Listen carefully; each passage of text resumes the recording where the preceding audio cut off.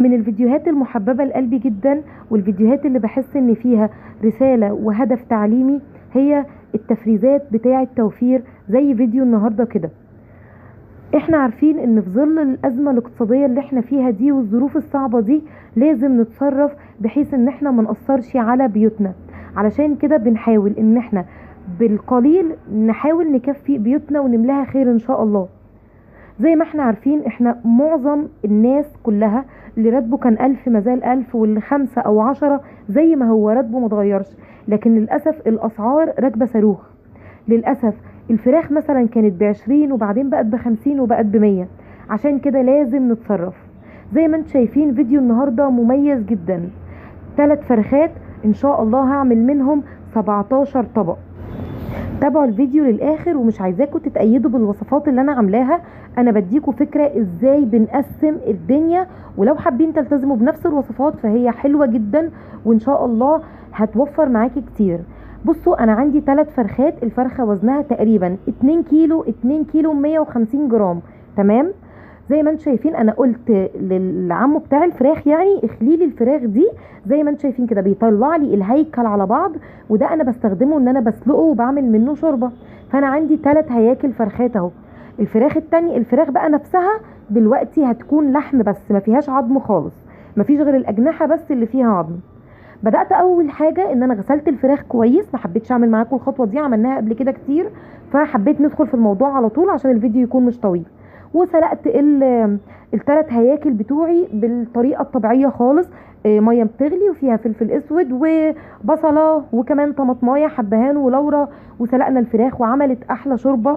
وبعد كده لما الشوربه بردت خالص حطيتها في كيستين، نقدر ان احنا اليومين دول يبقوا شوربه اهي، في حاجه مغذيه ونعمل عليها اي اكله ارداحي زي مثلا نوع محشي او لوبيا بالشوربه دي، ونبقى ما استخدمناش مرق الدجاج. فدول اول حاجتين معانا، كيسين شوربه. انا في العدد حاسباهم حاجه واحده، تمام، لكن هما كيسين شوربه نقدر نعمل بيهم طبختين. بعد كده بقى هبدا ان انا اخد فرخه فرخه اشتغل فيها. خدت الفرخه الاولى اهي زي ما انتم شايفين، هي مخليه تماما من العظم، انا بس اللي فيه العظم عندي هو الاجنحه. فاخدت الجناح وبدات ان انا قطعته من الصدر كده، والجناح نفسه قطعته لقطعتين. الاجنحه دي بقى هتبقى حلوه جدا في ايه؟ نقدر نعملها كنتاكي مثلا، بتبقى حلوه قوي. طيب ممكن كمان نعملها في صينيه بطاطس، ممكن كمان نعملها زي سويت اند صور كده برضو، بتكون جميله قوي مع شويه مكرونه. يعني الوصفات بتبقى كتير وبدائل كتير، اللي تحبوه ترتاحوا له تقدروا ان انتوا تعملوه. فدول 3 فرخات، يعني 6 اجنحه، وكل جناح انا قسمته نصين، يعني كان 12 قطعه. برضو دي تكه مهمه، ان الجناح نفسه لما بقسمه 2 كده فبيدي عدد. معلش بقى احنا هنعمل جنبها طبق سلطه حلو كده، طبق مثلا بطاطس محمره، يعني بحيث ان احنا نكتر الاكل اللي بنعمله. الاوراق بقى دي انا عاملاها قبل كده ومصوراها كذا مره في على القناه، هتلاقوا وصفه الحمام الكذاب متصوره كذا مره، تحفه تحفه يا جماعه، مش عايزه اقول لكم خطيره. بصوا بقى الورك كده بيتبل كويس، هتشوفوا دلوقتي بعد ما اقطع خالص الفراخ هبدا معاكم في التتبيلات. احنا دلوقتي بنقطع بس. هعمله بقى حمام كذاب كده والفه واحشيه رز، بيبقى خطير. انا عندي دلوقتي 6 اوراق صح، انا هاخد اوراق بتاع فرختين، يعني 4 حمام كذاب، كل 2 في طبق، وانتوا بقى على حسب مقدرتكم والعدد اللي تحبوا تعملوه. بس ما شاء الله والله الورك كبير ومليان لحمه، ويعني يكفي فردين. معلش ممكن يعني فرد كبير وطفل، ده اقصد يعني. انما لو انتوا اسره 4 افراد كبار بالغين، لا خلاص اعملي ال4 حمامات مره واحده. بالنسبه بقى للصدور انا شلت من عليها الجلد كده، وبعدين بدات ان انا اخد الحته الفليتو اللي ورا دي، اساسي معايا في كل فيديوهات التفريزات بعملها معاكم، ستريبس خطيره. الحته اللي هي الفليتو اللي في جوه في الفرخه من ناحيه العظم دي بتكون طريه وتحفه في الستريبس. تمام. وهنعمل الستريبس نص قلي زي اللي بنشتريه من بره، واحلى مليون مره، طبعا معمول في البيت، تتبيله خطيره وطعمه روعه. بصوا بقى الحته دي يا دوب بتتقسم عليه على 3، يعني 2 او اللي قبله اتقسمت معايا على 2، ودي اتقسمت معايا 3 قصدي، ودي اتقسمت معايا على 2. فتخيلوا لو كل صدر طلع صدر ناحيه واحده بس، طلع مثلا 3، او الصدرين طلعوا 5 او 6، فما شاء الله هتلاقوا كميه كبيره. انا بدات ان انا اعمل الفرخه التانية بنفس الطريقه، فعشان كده سرعتها في التصوير. الفرخه الثالثه بقى لا، الوركين الباقيين دول مش هعملهم حمام كداب. انا خلاص عملت 4 اوراق حمام كداب. الوركين دول بقى شلت منهم الجلد، ده ورك شلت منه الجلد، وشلت منه حته العظمه اللي هو بيبقى سايبها لي علشان كانها راس الحماميه يعني. تمام، خلاص انا مش عايزاها. طبعا كل الحاجات اللي بنشيلها دي تقدروا تسلقوها مع الشوربه، بس انا بالنسبه لي مش بحب الجلد في السليق، طالما كده كده خلاص بقى مش سلقه فرخه على بعض، فخلاص مش عاوزه الشوربه تبقى دسمه قوي يعني.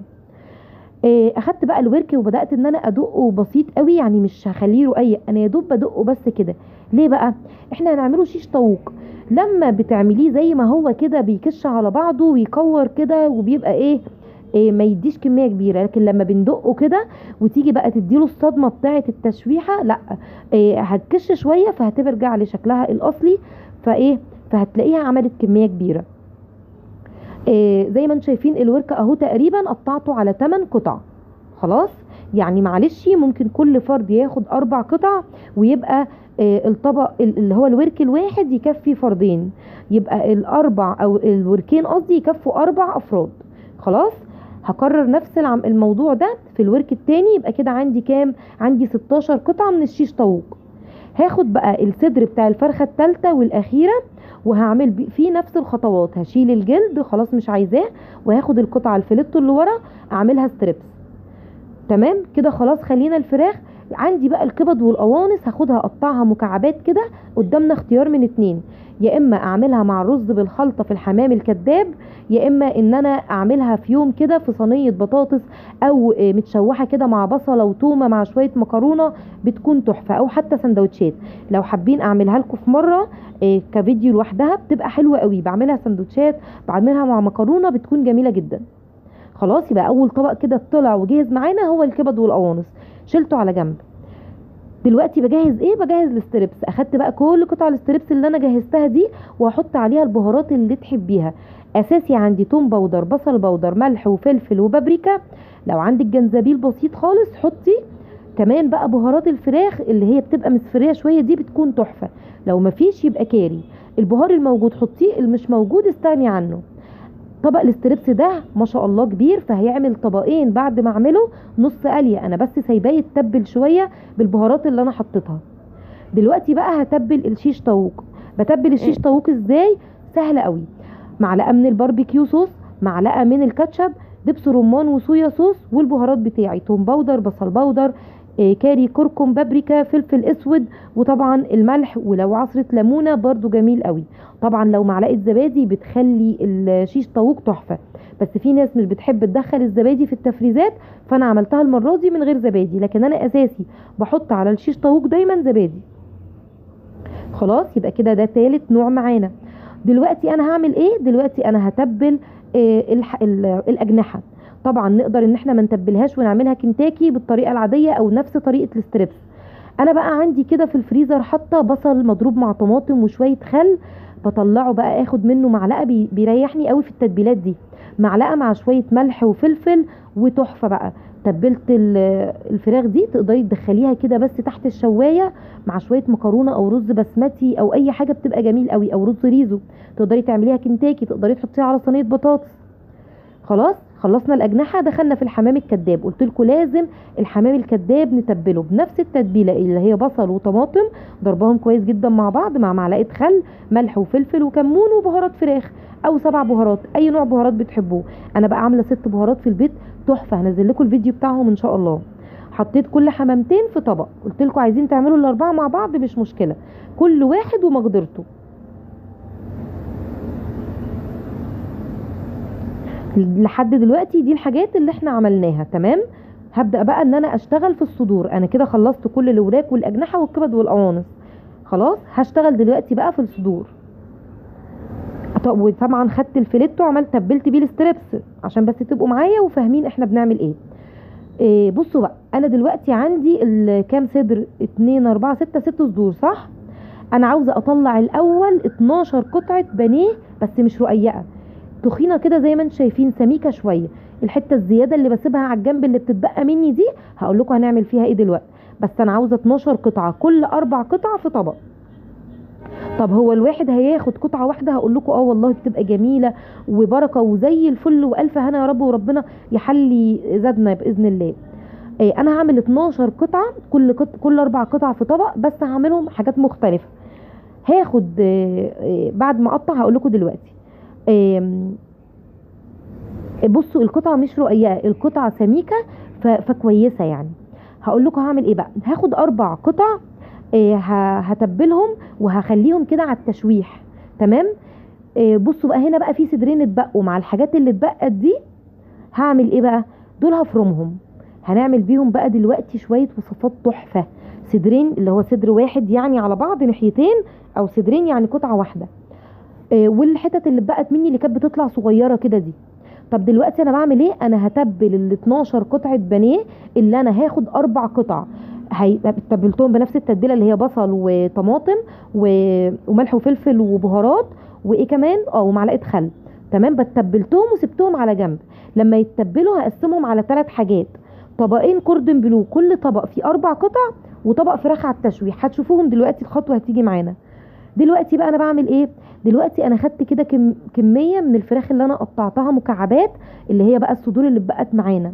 حطيت عليها كده ايه شويه بصل مفروم برضو مطلعاهم من الفريزر، وحطيت عليهم بقى شويه خضره مشكلين كده، كزبره وبقدونس وشبت اللي متاح عندك.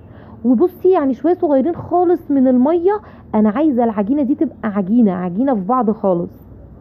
تمام. وطبعا حطي بقى بهاراتك اللي بتحبيها، عايزاها في الاخر. تمام. ملح وفلفل وكمون، انا مش عايزه اكتر من كده بالنسبه لي. وهعمل ايه بقى؟ هنزل بدقيق رز عليهم. دقيق الرز ده انا بجيب الكيس كيلو، بصراحه مش فاكره سعره كام، بس هو في حدود ال50 جنيه. خلاص.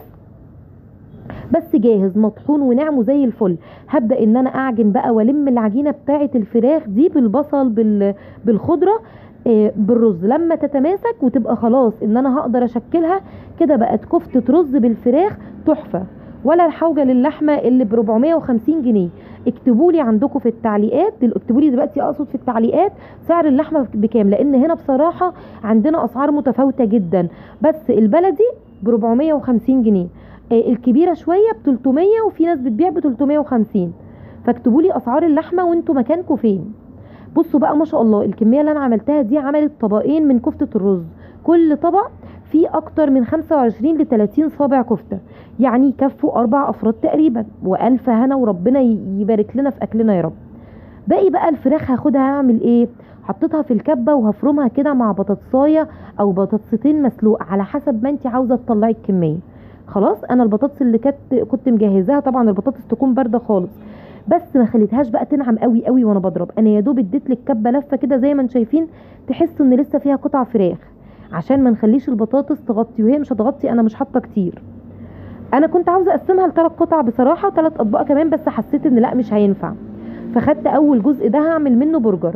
فاخدت شويه من الفراخ على البطاطس المسلوقه دي، حطيت عليها معلقه بصل والبهارات بتاعي، بهارات برجر وملح وفلفل، وزودت شويه بصل بودر وتوم بودر. اللي تحبوه حطوه، اللي تحبوا تستغنوا عنه خلاص مفيش مشكله. وهبدا بقى ان انا اشكل 4 برجرات جامبو كده. المكبس بتاعي ده حجمه كبير جدا، بيعمل برجرايه كبيره قوي ما شاء الله. وغلفتهم كده كل برجرايه في كيس. وهبدا بقى ان انا اعملهم في يوم في سندوتش كده، كل واحد كايزر. السندوتش ده ب 80 جنيه دلوقتي، يعني لو هنشتري من بره مش هنشتري اكتر من كده. فهبدا ان انا اعمل لكل واحد برجر، ومعاه مثلا 1 بطاطس كده على كاتشب ومايونيز كده. طيب باقي بقى الفراخ اللي احنا فرمناها هنعمل فيها ايه؟ برضو هحط عليها كل البهارات اللي تحبوها. وتقريبا انا يعني احلى بهارات لقلبي هي ملح فلفل توم بودر بصل بودر، خصوصا في الفراخ. وبهارات الفراخ اللي بيكون لونها مصفر شويه دي، او البهارات اللي بنعملها في البيت. وهبدا بقى اقرص كده اشكال، يعني دواير كده، او اعمل اشكال اللي تحبوها بعد ما تتجمد. اي حاجه زي ما انتوا عايزين. انا بعملها وهي طريه اهي، علشان اعملها هعملها كده زي الناجتس. خلاص. نرجع بقى لل 12 صدر، شريحه من الصدر اللي انا قلت لكم تبلناهم وسبناهم على جنب يتبلوا شويه. هاخد بقى 4 قطع اهو. بصوا والله قطعه البانيه جميله وسميكه جدا وتنفع لفرد مفيش مشكله. حطيتهم بقى في طبق، ودول هعمل فيهم ايه؟ قلت لكم يا دوب هشوحها. عايزه تحطيها في طبقه بقسماط وفيجيتار وكده وتقلوها براحتكم، احنا بنحبها متشوحه كده قوي. دلوقتي بقى بعمل ايه؟ ال8 قطع الباقيين هعملهم كوردن بلو، كل قطعه في طبق. طبعا طريقه الكوردن بلو بالتفصيل بكل موجوده كذا مره على القناه. انا هنا حشيت ايه؟ كان عندي كده شريحتين رومي مدخن متعانين في الفريزر بقالهم فتره، قطعتهم. وكان عندي اللانشون البيتي الحلو اللي احنا عاملينه الفيديو اللي قبل ده على طول، لا اللي قبله، اللي قبله على طول موجود على القناه. اخدت منه قطع كده، وكمان قطعه موتزاريلا صغيره، وبدات ان انا احشي بقى الصدور دي بعد ما دقتها. لو ما عندكيش المدق ده هاتي كنكه او كوبايه اي حاجه دقي بيها، لما الصدر يتفرد شويه احشي كويس ولفي وسيبيه يتجمد شويه يتشمع كده في الفريزر عشان تقدري تحطيها في خليط البيض وبعدين خليط البقسماط او الفيجيتار. وزي ما انتم شايفين انا عامله خليط عادي خالص، شويه بيضتين كده ومعاهم شويه ملح وفلفل وفيجيتار. خلصت بقى كل الحاجات اللي هتتغطى معايا اللي هو الكوردن بلو والناجتس وعملتهم في اطباقهم. هعمل بقى ايه دلوقتي؟ هعمل الستريبس بقى لا مش بعمله بفيجيتار ولا بقسماط خالص، ده هي خلطه. الخليط السائل اللي في الطبق ده عباره عن نص كوبايه من الدقيق معاها تقريبا تلت كوبايه من الميه ونفس البهارات اللي حطيتها على الستريبس نفسها. قلبت الموضوع ده كويس لحد ما الخليط بقى سائل زي ما انتم شايفين كده، لكن ما فيهاش بيض نهائي. وهنا مفيش اكتر من دقيق على شويه نشا ولا اي حاجه تانية خالص. هبدأ بقى ان انا انزل بقطعة الستريبس في الخليط السائل، ومن الخليط السائل على خليط الدقيق والنشا وفورا على الزيت السخن. مش عايزة اقول لكم بقى هتاكلوا احلى ستريبس في حياتكم. جربوا الطريقة دي، برضو الستريبس موجودة على القناة بالتفصيل اكتر من مرة. مع الرز الريزو بقى كنت عاملة من صدر واحد 50 قطعة ستريبس. فبصراحة الستريبس من الحاجات اللي تنفع في العزومات، يعني لو بنتك عازمة اصحابها كده او ابنك عازم اصحابه اعملي كمية صدر واحد، شوفي هيعمل لك كمية كبيرة جدا طبعا مع باقي الاصناف، بس في النهاية يبقى برضو عملنا حاجة حلوة وشكلها تشرف.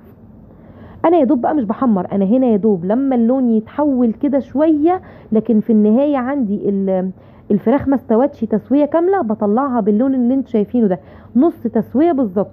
وبعد ما يبرد خالص ابدا بقى ان انا احطه في الاطباق بتاعه زي ما انتم شايفين. هنا انا قسمته على طبقين اهو، الكوردن بلو على طبقين، وكمان الناجتس على طبقين، كفتة الرز على طبقين، الحمام الكداب طبقين، يعني عذرا معظم الحاجات على طبقين، حاجات بسيطه هي طبق واحد.